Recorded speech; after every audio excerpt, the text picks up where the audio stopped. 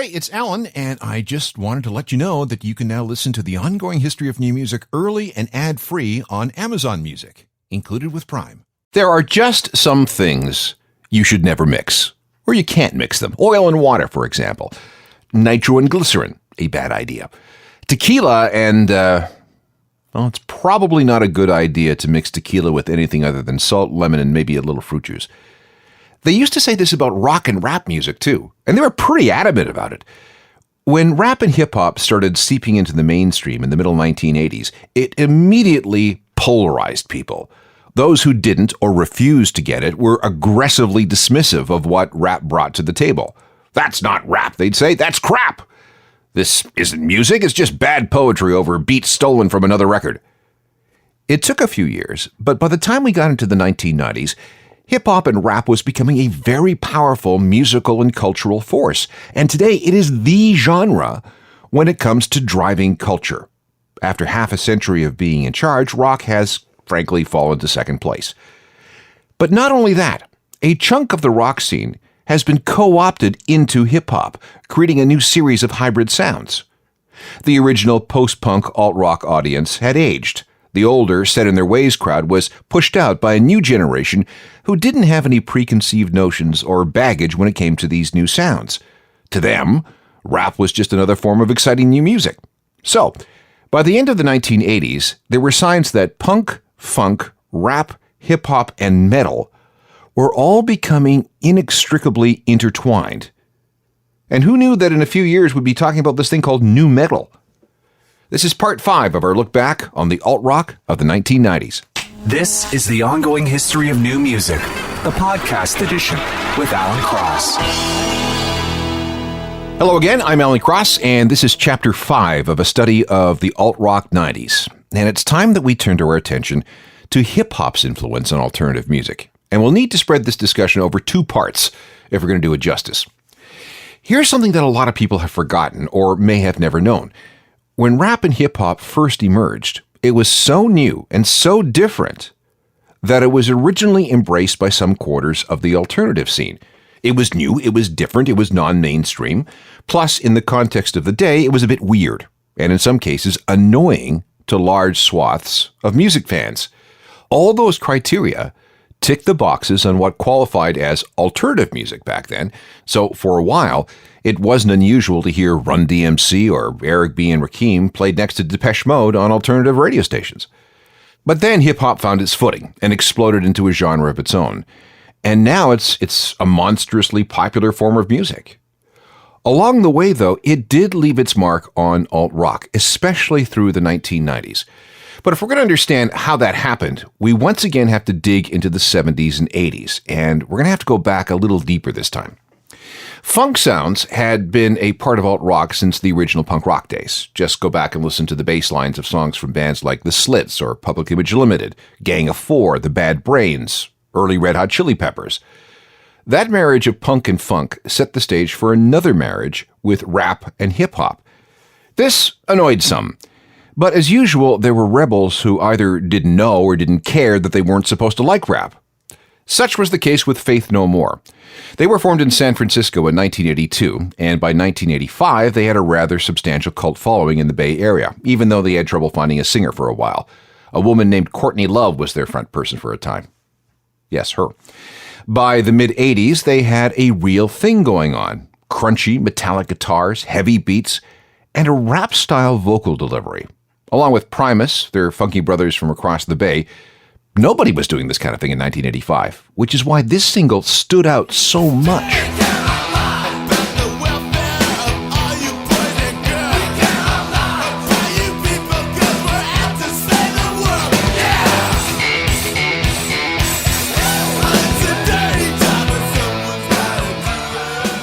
Early Faith No More, featuring singer Chuck Mosley and We Care a Lot. That's from 1985.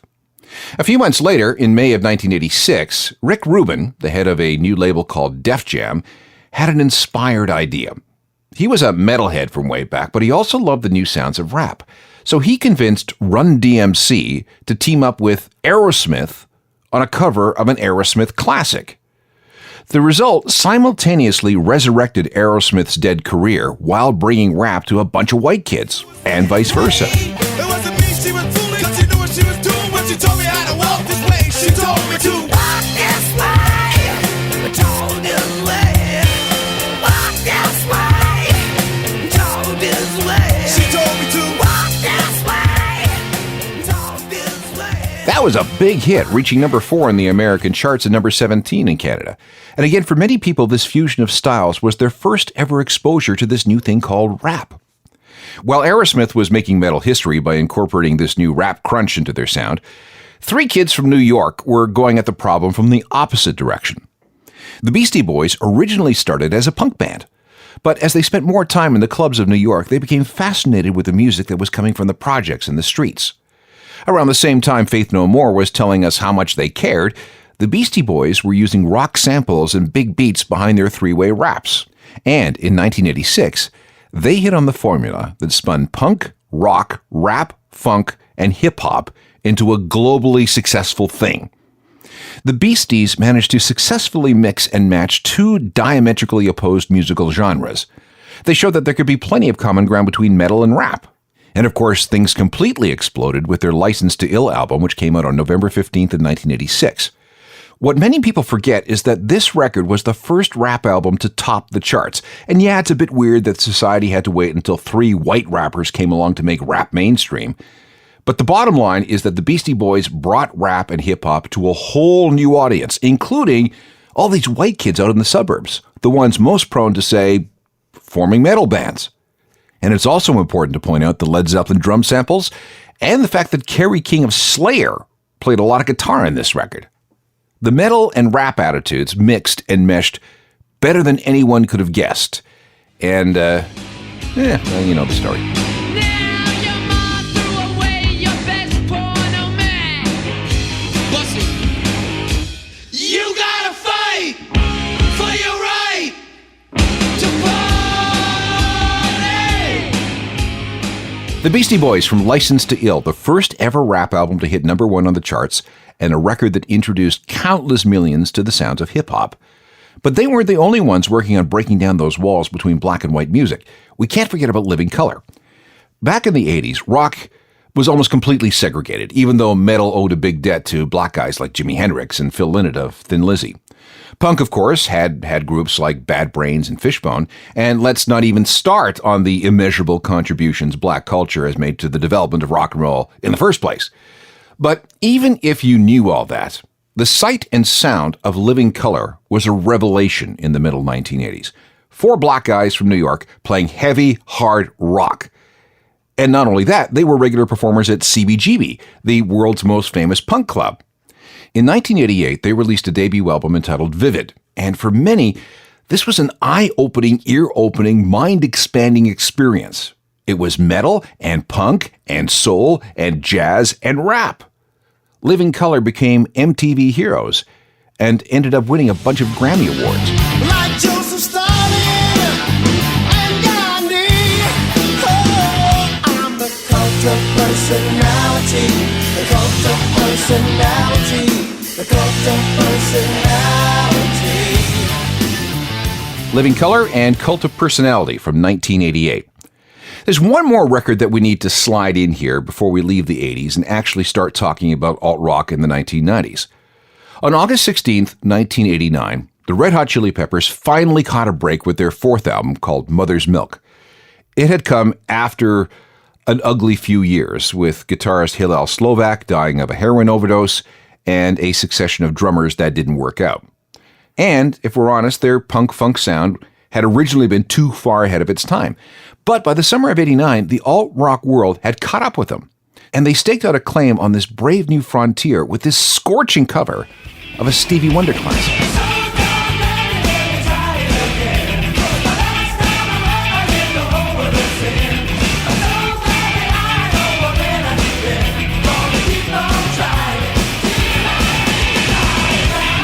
Stevie knows that nobody's gonna bring me down. Chili Peppers and Higher Ground. Okay, a big milestone, and for that we must return to Faith No More. June 20th, 1989. That's the day on which they released their third studio album, a record called The Real Thing. At first, it just kind of sat there through its first two singles. But in January 1990, a third single was released. It was a stompin' mix of hard rock, metal, and rap. The video, remember the poor little fish, was shown endlessly on MTV, and it became a massive, massive hit. Top 10, top 40 hit in America, if you can believe it. And just as we saw with the Beastie Boys, it found purchase with white kids in the suburbs. And through songs like this, they were discovering rap.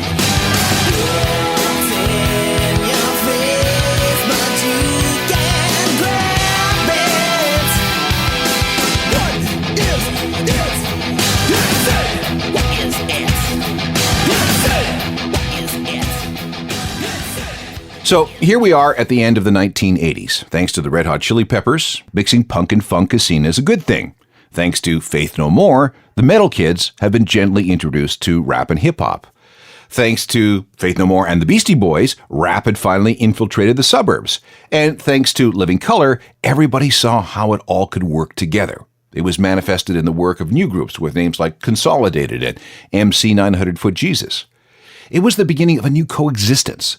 And the result was the palette of alt-rock just got more and more broad as a new flavor of alt-rock was born. We'll pick it up there in a second. You're listening to The Ongoing History of New Music, the podcast edition with Alan Cross.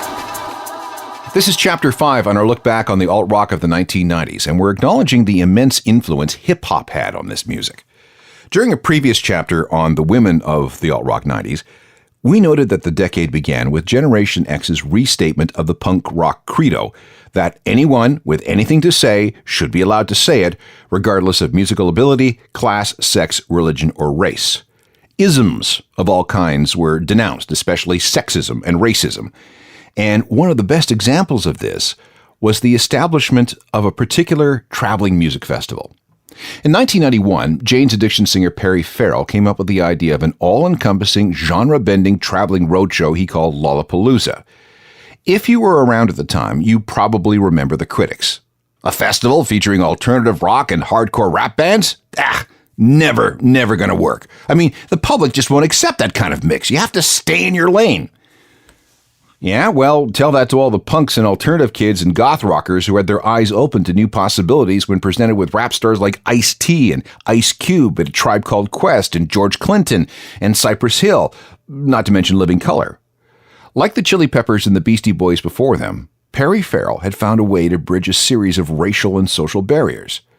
Now, pardon all the language edits in this song, but it's just too important not to include in our story. This is one of the stars of the 91 Lollapalooza story. It's Ice-T and Body Count. Body counts in the house. Body count. Right about now, the motherfucking place to be. On the bass, I got my main motherfucker called Moose Man. Laying the rhythm tracks, I got the one and only infamous D-Rock in the half. On the drums, I got the one and only Beatmaster V. On lead guitars, I got my Ernie C. And I'm Ice-T, bitch. Come on, make some noise! Ice-T and Body Count, one of the bands on the first ever Lollapalooza tour in 1991. This crossbreeding of styles inspired others to experiment in the same direction. This is also from 1991. Anthrax was a speed metal band. They still are. They're cut from the same cloth as Metallica and Megadeth.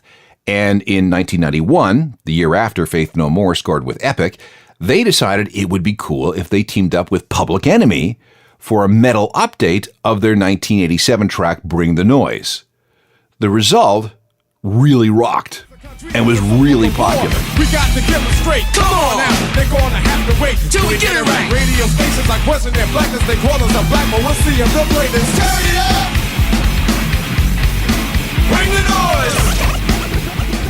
That Anthrax Public Enemy collaboration proved to a lot of people that there was some kind of middle ground between guitar-based rock and full-on rap. They started to think this through. Both forms of music were aggressive and in your face. Both forms of music were big into heavy beats, which sounded great on car stereos and in clubs. You could dance or mosh. Take your pick. And not least of all, this music really annoyed parents, never underestimate the attractiveness of driving mom and dad nuts with whatever you're playing in your room. And it was all about to get bigger, harder, louder, and fatter. Hang tight. Now, back to the ongoing history of new music, the podcast edition with Alan Cross. Okay, time for a bit of a detour, but I promise this will circle back to our discussion on how hip-hop influenced the alt-rock in the 1990s. At exactly the same time Lollapalooza was on the road in the summer of 1991, Metallica released their famous Black Album. Now, up until this record, Metallica was all about raw speed and raw power. But with this record, Canadian super producer Bob Rock got them to slow down a bit and polished up their sound. Speed metal purists screamed in horror, but the fact remains that this record sold more than 15 million copies. It was a huge breakthrough, which brought Metallica's brand of metal to more people than ever. It was also the start of a careful repositioning of the Metallica brand. Yeah, they were still metal, but they also began to play up metal's place as music for outsiders and misfits, people who didn't fit and didn't want to fit in the mainstream. It was subtle, but the message was, hey, if we use that criteria, then Metallica kind of qualifies as alternative, That, of course, annoyed alt-rock purists, but this new branding was pushed through. And with bands like Nirvana and Soundgarden and Pearl Jam selling tens of millions of records, it really wasn't that much of a stretch when you think about it. There was an image problem and a reputation issue, but that could be overcome.